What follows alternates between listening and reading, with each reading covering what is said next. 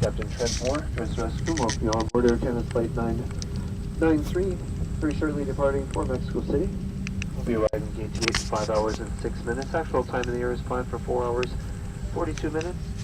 I'm flying cruising out to 38,000 feet, presently in Mexico City. Again, it's quite early there, but it's scattered cloud at 12 degrees Celsius.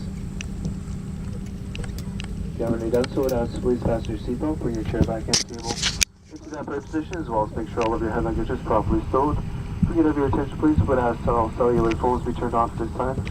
Airplane mode, all other electronic devices must be turned off, and the only headsets you'll be wearing for a taxi takeoff flight deployment are the earbud type that are plugged right to the armrest of your seat. All others must be removed and only used once we're in flight. Just a few moments, we'll be showing you a short video on the safety procedures for this Airbus 319. On the screens in front of you, we would ask for attention. If you have any questions, please bring it to our attention prior to takeoff. On behalf of Captain Moore and the rest of the crew, thank you very much for being with us, and we A la Ciudad de México.